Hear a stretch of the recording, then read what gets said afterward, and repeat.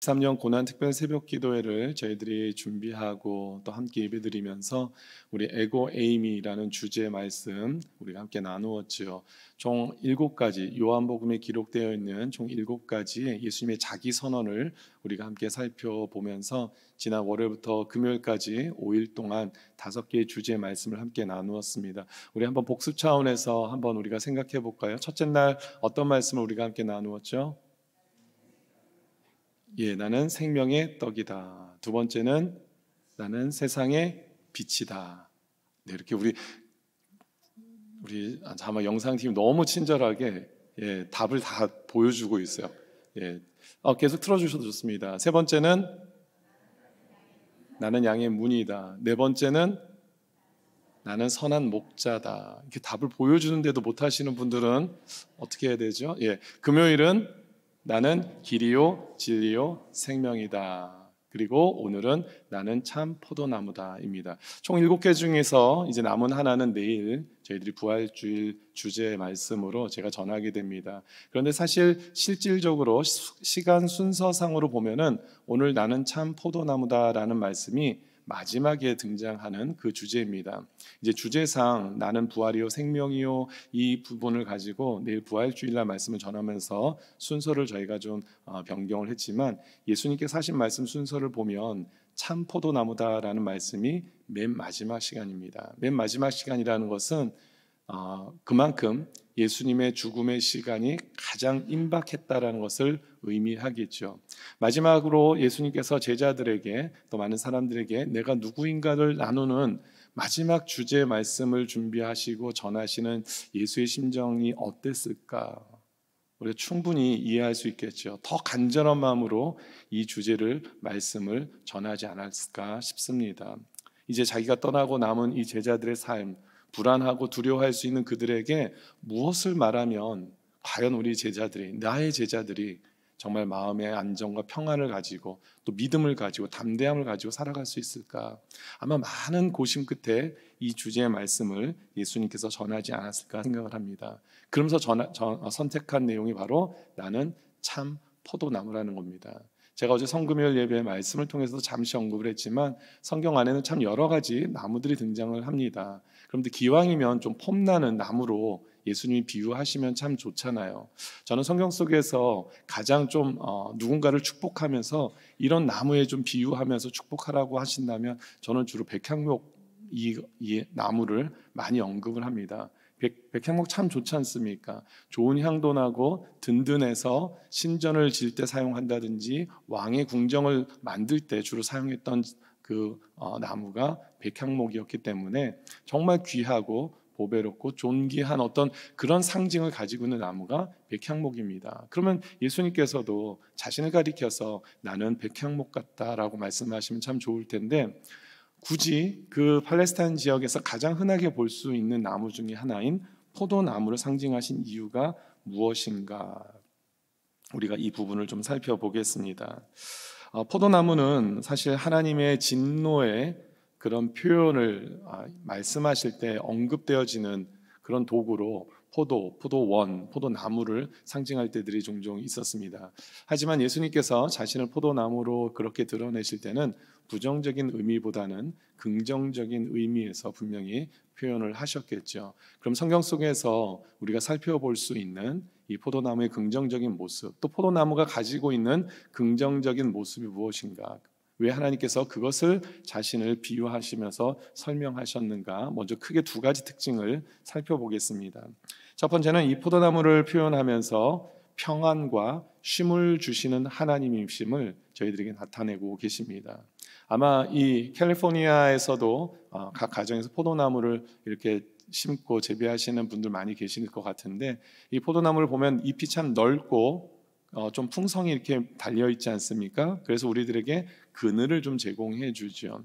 당시 팔레스타인 지역에서도 물론 큰 나무가 주는 그런 그늘을 제공하지 못하지만 그렇게 소소하게 그래도 길을 걷다가 이 포도나무 그늘 밑에 잠시 쉬어갈 수 있는 그런 좋은 도구로 포도나무가 사용되어졌다고 합니다.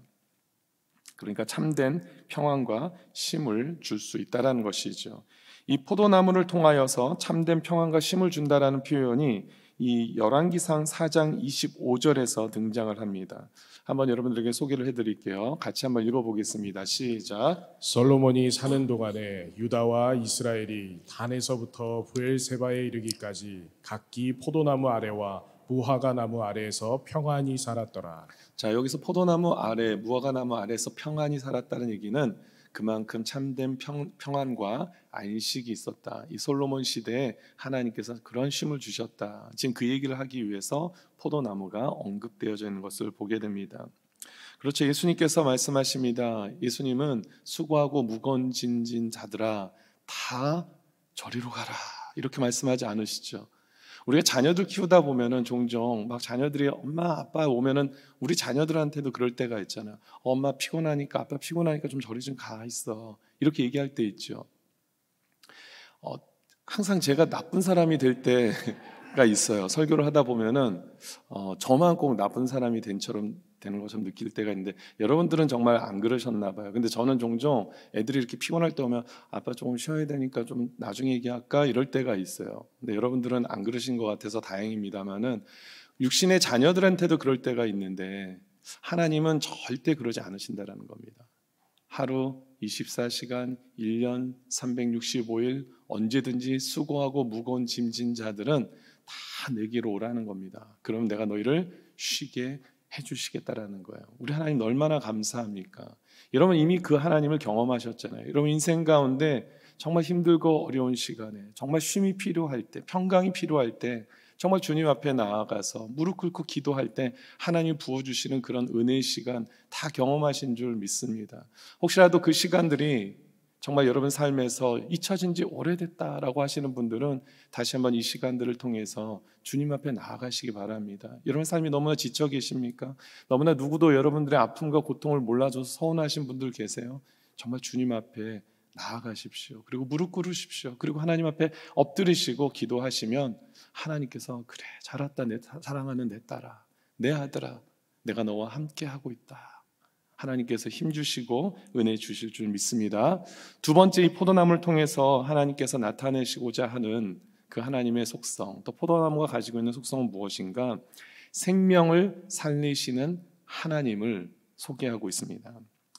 포도나무는 비록 제가 아까 말씀드렸던 백향목처럼 막 튼튼해서 뭐 궁전을 짓는다든지 아니면 배를 짓는다든지 아니면 혹은 땔감으로 사용할 수 있을 만한 그런 나무는 되지 못합니다.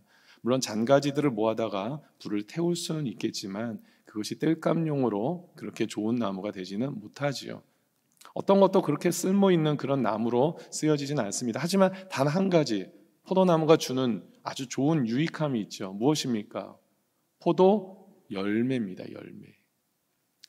열매를 통하여서 사람을 생명을 살리는 그 귀한 도구로 쓰임을 받는다라는 것이죠. 여러분 이스라엘 지역은 가보신 분들은 아시겠지만 어떻게 보면 이 캘리포니아하고 좀 비슷한 부분들이 있습니다. 굉장히 건기 우기가 우리 캘리포니아하고 좀 비슷한 그런 시기가 있어요. 그리고 사막의 그런 기후를 가지고 있고 그래서 이 팔레스타인 지역에서는 물이 참 귀합니다. 여러분 많이 성경 내용을 통해서도 항상 물이 없어서 힘들고 어려운 시간들을 보낸 그 내용들을 좀 보시겠지만은 사마리아 지역, 이 팔레스타인 지역, 이스라엘 지역은 물이 참 귀합니다. 그리고 또 먹을 음식도 때로는 귀할 때가 있습니다. 그러다 보니까 이 사람들에게 물을 끊임없이 제공할 수 있는 물 대신 사용할 수 있는 것이 그 당시에 흔하게 있었던 포도나무의 열매를 따다가 즙을 만들어서 보관하여서 마시게 되는 그래서 우리가 보통 포도주를 많이 성경에서 등장하는 것을 보게 되는데 바로 그것이 식용을 대신해서 식음료를 대신하는 그런 대용하는 그런 음식으로 먹고 마시는 용도로 이 포도 열매가 사용되었다는 것이죠. 그리고 때로는 이 포도 열매를 말려가지고 건포도로 먹고 그래서 그 배를 또 채우는 그런 용도로 성경에서는 기록한 것을 보게 됩니다. 그만큼 포도 열매를 맺음으로써 생명을 살리는 일에 쓰임을 받았던 것이 포도나무였습니다. 그러니까 예수님께서도 내가 포도나무라는 것은 어떤 의미를 가지고 있습니까? 내가 생명을 살리는 유일한 길이다 라는 것을 우리에게 알려주고 계시죠. 특별히 레위기에 보면 레위기 19장 10절의 말씀을 보니까 내 포도원의 열매를 다 따지 말며 내 포도원에 떨어진 열매도 줍지 말고 가난한 사람과 거류민을 위하여 내버려 두라. 나는 너희의 하나님 여호와니라. 그러니까 이 포도 열매를 통해서 누구도 살립니까? 지나가는 나그네들, 또 굶주려 있는 사람들, 힘든 사람들을 또 살릴 수 있는 그런 도구로 성경에선 이 포도나무, 포도 열매를 그렇게 설명하고 있죠. 그리고 예수님께서 그래서 결국은 이 포도나무를 통해서 내가 생명을 살리는 나무다라는 것을 알려주고 계십니다. 이렇게 포도나무의 특징을 통해서 우리 예수 그리스도가 누구이신지를 우리가 큰 두 가지 특징을 통해서 우리가 살펴보았는데, 중요한 것은 그렇다면 이런 중요한 역할을 하고 있는 포도나무와 하나님의 백성과는 어떤 연결관계를 하나님께서 나타내시고자 오늘 나는 참 포도나무라라고 말씀하셨는가. 사실은 이것이 가장 중요한 부분이죠. 아까도 말씀드렸지만 이 열매라는 단어가 이 오늘 본문에서 굉장히 많이 등장을 합니다. 오늘 본문에 총 6번이 등장을 하고요. 오늘 읽진 않았지만 뒤에 가서 16절의 말씀을 보면 2번이 더 등장을 합니다. 그러니까 짧은 구절 안에 8번에 이 걸쳐서 열매란 단어가 나오는 정도로 이 포도나무를 알려줌으로써 하나님께서 무엇을 우리에게 강조하길 원하시는가? 열매 맺는 삶, 우리로 하여금 열매 맺는 삶을 강조하고 계신다라고 우리가 볼 수 있습니다. 제가 지난 주일 말씀에서 구원받은 자로서 확신을 가지고 살아가야 된다는 말씀을 좀 드리면서 2가지 확신을 갈 수 있는 법을 말씀을 좀 드렸죠. 첫 번째는 이 영적인 법적인 효력을 가지는 이 하나님의 말씀을 날마다 묵상하라는 겁니다. 사람들이 무엇이라고 얘기하는 것을 듣지 말고 항상 하나님의 말씀이 근거가 되어서 늘 주야로 주의 말씀을 묵상하면 그 안에 하나님께서 우리에게 구원을 약속하신 말씀들을 통하여서 우리는 계속해서 구원의 확신을 가지고 나아갈 수 있다라고 말씀을 드렸죠. 2번째는 우리의 삶, 우리 가운데 삶을 통해서 나타나는 그런 열매의 모습을 통하여서 내가 바로 구원받은 삶이구나라는 것을 알 수 있다라고 말씀을 드렸습니다. 오늘도 마찬가지죠. 예수님께서 나는 참 포도나무고 너희는 가지인데 라고 이야기를 하시면서 무엇을 강조하고 있느냐? 열매를 맺어야 된다는 것을 강조하고 있습니다. 포도나무가 종자에 따라서 다르긴 합니다만은 한 포도나무에 보통 적어도 50송이 이상, 많게는 200~300송이가 한 나무에 달린다고 합니다. 그리고 그 한 송이에 또 수십 개에서 100송이 정도 그 알이, 포도알이 또 맺혀지죠. 요즘 그 앱이 굉장히 많이 발전해가지고요. 이 포도송이에다가 사진을 대면 포도알이 몇 개 맺혔는지까지 다 나온대요. 지금 보여드린 사진은 제가 이 자료를 준비하다 보니까 2018년에 전라북도 고창이라는 지역의 한 농장에 있는 한 포도나무에 몇 개의 포도송이가 매달린지 아세요? 4,500 포도송이가 달렸대요. 저는 항상 이제 말씀을 전할 때 이런 놀라운 사실을 들으면서도 놀랍지 아니하시는 여러분들이 참 놀랐습니다. 여러분들의 그 마음과 그 머리에는 어떤 생각을 갖고 계시길래 한 포도나무에 4,500송이라니까요. 야, 정말 놀랍죠. 물론 이제 그 포도나무를 떠받치고 있는 기둥들이 보니까 여기 사진엔 잘 나오지 않지만 좀 받쳐져 있는 것들이 있긴 하지만 참 놀랍죠. 한 포도나무에 4,500송의 포도 열매가 맺혀 있어요.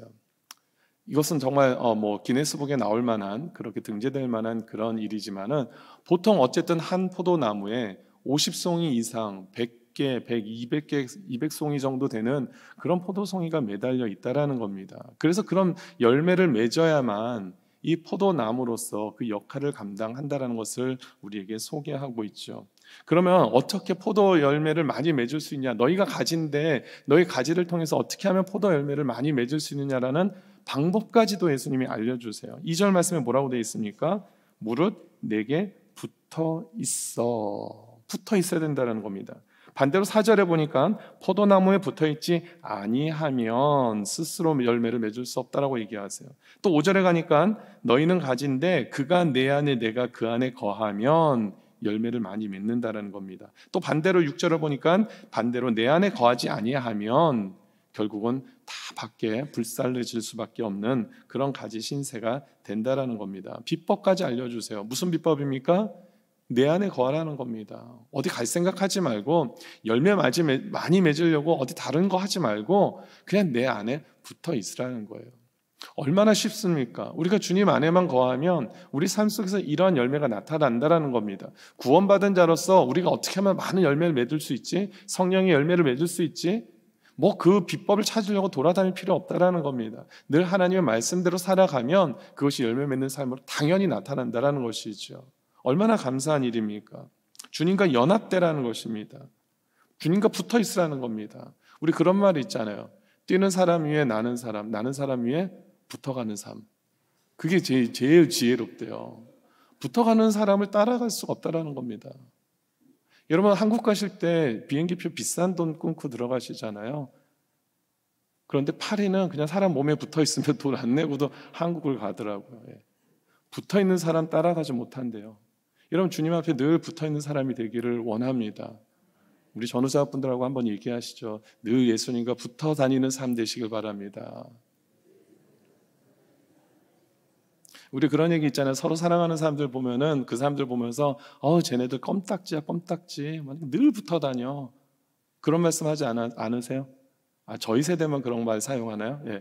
굉장히 막 너무 좋아가지고 떨어지지 않으려는 사람들한테 전에 커플 껌딱지 너무 그냥 붙어서 떨어지지도 않아요. 그러는데 우리가 정말 하나님의 사랑을 정말 느끼고 살아가는 사람들은요 뗄래야 뗄 수가 없는 거예요. 어떻게 하면 더 하나님을 말씀을 통해서 내가 더 하나님 음성을 들을까, 얼마나 내가 더 하나님을 찬양하는 삶을 살아갈까를 고민하면서 살아간다고요. 저와 여러분들이 이미 그렇게 살아오셨겠지만 앞으로도 그런 삶을 통해서 하나님께 영광 올려드릴 수 있게 되기를 주님 이름으로 축원드립니다. 이제 말씀을 정리하면서 이제 말씀 맺도록 하겠습니다. 여러분 하나님께서 우리에게 정말 놀라운 방법을 주신 것은 다른 것을 통해서 얻으라는 것이 아닙니다. 늘 하나님께 가까이 가는 것. 아까 말씀드렸잖아요. 다음 주에 한 자리씩 한 칸씩만 앞으로 오시면 하나님을 더 가까이 하실 수 있는 거예요. 정말 주의 말씀을 손에서 여러분 늘 주야로 묵상하시면 하나님을 가까이 하시는 겁니다. 다른 거 없어요. 그리고 늘 날마다 주님 앞에 시간을 정해 놓으시고 우리 지난 우리 4월 구역 교제를 하시면서 혹시 여러분들 구역 모임 하신 분들은 아시겠지만 이제 기도 시간을 정해 놓으시고 더 하나님께 나아가십시오. 그 길이 하나님이 알려주신 우리의 유일한 방법이라는 겁니다. 열매 맺기 위해서 다른 거 하는 것이 아니라 늘 언제나 주님 앞에 나아가는 겁니다. 그러면 하나님께서 그 가지를 붙드신다라는 겁니다. 얘기를 들어보면은 우리가 어떻게 포도나무 가지에 붙어 있어야 될 거라고 고민을 하는데 그것도 아니라는 겁니다. 하나님이 그 가지를 붙들어 주시는 거예요. 여러분 오늘 아침 시간인데 많이 이제 찌뿌둥하시죠? 우리 손을 이렇게 한번 저를 따라서 한번 이렇게 앞사람 그 머리 치지 마시고 이렇게 앞에 한번 이렇게 해보세요. 앞으로 뭐라 그러죠? 이렇게 팔을 한번 펼쳐보시고 잠깐 계셔보세요. 주먹질 이렇게 주먹도 이렇게 잼잼 하듯이 이렇게 한번 해보시고 이렇게 한번 계속 계세요. 잠깐 그렇게 하고 계속 계세요. 아니 잠깐 계세요. 여러분 옛날에 학교 다닐 때 저는 좀 내려놓고 여러분 하고 계세요. 저는 설교해야 되잖아요. 학교 다닐 때요 선생님들이 이게 운동도 이렇게 하지만 기합 줄 때 그렇죠? 벌 줄 때 말 안 듣는 애들 너 나와 그러면서 손을 막 이렇게 높이도 드는데 이거보다도 더 힘든 게 이거예요. 좀 힘드시죠? 안 힘드세요? 그럼 계속 끝날 때까지 그러고 계세요. 한번 내려보십시오. 여러분 우리가 이렇게 하는 거 지금은 이렇게 웃고 우리가 이렇게 좋은 마음으로 하고 있지만 제가 이거 한 2분 동안 여러분 하고 있으라 그러면은 그렇게 기뻐하실 분 안 계실걸요. 서서히 얼굴들이 찌푸러지시면서 예수님의 십자가 고난을 정말 잘 느끼실 수 있을 겁니다. 여러분 우리가요 이렇게 팔을 들고 있는 것도 너무나 힘든데 아까 보셨죠? 포도나무의 가지가 주렁주렁 매달려 있어요. 포도나무가 얼마나 힘들까요? 그런 생각이 들더라고요. 우리 두 팔 듣는 것도 2분, 3분? 그래 뭐 좀 건강하신 분, 운동 많이 하신 분들 뭐 5분 뭐 하실 수 있을지 모르겠지만 그래봤자 5분, 10분을 못 넘기잖아요. 포도나무에 가지가 달리고 가지 안에 많은 열매가 맺히는 게 제가 보니까 놀라운 기적이더라고요. 그게 너무나 당연하다고 지금까지는 생각했는데 그게 당연한 게 아니더라고요. 이 중력의 법칙에 따라서 모든 것들은 다 땅으로 떨어지게 돼 있는데 그것을 붙들고 계시는 분이 누구신가? 하나님이시라는 겁니다. 얼마나 감사한 일입니까? 저와 여러분들이 구원을 갖게 하시고 하나님께서 구원을 결코 잃어버리지 않도록 저는 하나님께서 이와 같이 이 포도나무의 가지들처럼 붙잡고 계시는 줄 믿습니다.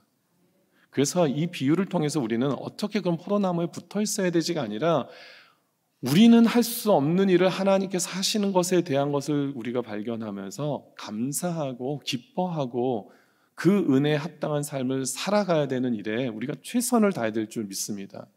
여러분 살아가시면서 내가 어떻게 하면 정말 많은 열매를 맺을 수 있을지 고민할 때마다 앞으로 이렇게 좀 손을 내밀고 한 5분씩만 계셔 보십시오. 그러면 아마 하나님께서 깨닫게 하실 거예요. 그렇구나. 정말 주님이 나를 붙잡고 계시는구나. 우리는 우리가 주님을 붙잡는다고 많이 생각하죠. 내가 주님의 고난에 동참한다고 생각하지만 사실은 하나님은 우리를 붙잡고 계신다는 사실을 결코 잊지 않게 되기를 바랍니다. 여러분 하나님 앞에 여러분들은 가지는 것이에요. 하나님 붙들고 계십니다. 여러분 그 사실 믿으십니까? 예수님이 나의 포도나무이신 줄 믿으십니까? 여러분들이 그 포도나무의 가지인 줄 믿으십니까? 주님이 여러분들을 붙잡고 계시는 것 또한 믿으십니까?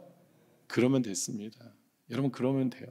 그러면은 그 믿음을 가지고 날마다 주님 앞에 감사하시고 기뻐하시고 그 은혜에 합당한 삶을 살기로 다짐하시고 결단하시고 그 일을 위해서 힘껏 나아가실 때 여러분의 인생 가운데 풍성한 열매를 주님께서 맺게 하셔서 여러분들로 인하여 많은 죽어가는 영혼들이 생명을 얻게 될 줄 믿습니다. 아멘.